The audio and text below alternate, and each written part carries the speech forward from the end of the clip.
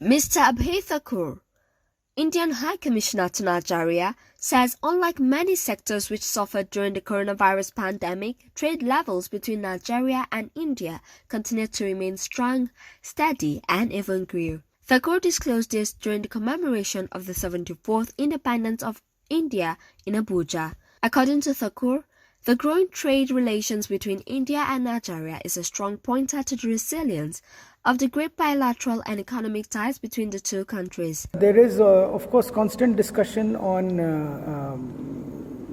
doing business virtually.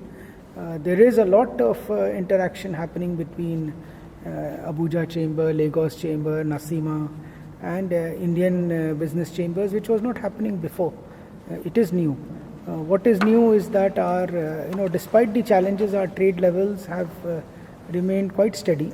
I think it is rewarding for Nigeria and for India as its big buyer that oil prices have kind of rebounded and they are steady. Energy trade is continuing, and I think with the supply chain challenges that much of the world is facing, India is stepping up wherever it can to meet both food and medical supply challenges, and quite successfully so. Otherwise, our trade would not be. So I think in normal times also this would have a much more positive impact and actually build upon this foundation. What this time has shown us is the resilience of our business linkages. They remain steady and strong. Thakur said that one major takeaway from the COVID-19 is that both countries have been able to establish the viability of a direct flight which should commence soonest, and added that countries take lessons from the impact of the COVID-19 on their economies and further strengthen their systems and institutions.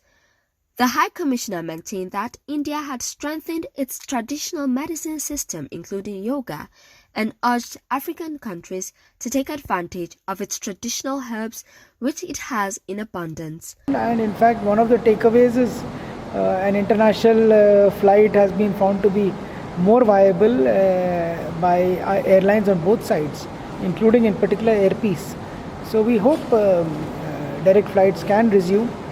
In fact, can commence once the international restrictions are lifted.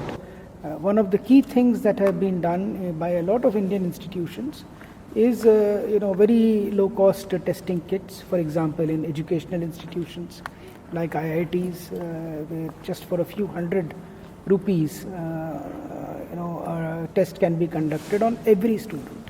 So that makes it possible for at some stage, hopefully sooner than later, for education institutions to tackle this problem. The third, of course, is focused work on vaccine production, and there are many samples and many streams on which the whole world is working. But in particular, the Bharat Biotech Lab in Hyderabad is doing very important work. We are all hopeful that some way forward which is affordable and can be done at very large scale for billions of people can be found.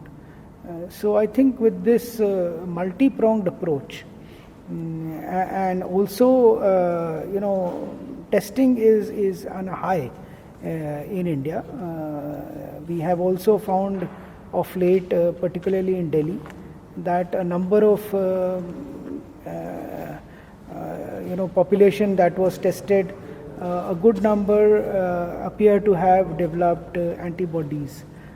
So this is something which is also a lesson is there for the whole country and for our partners abroad.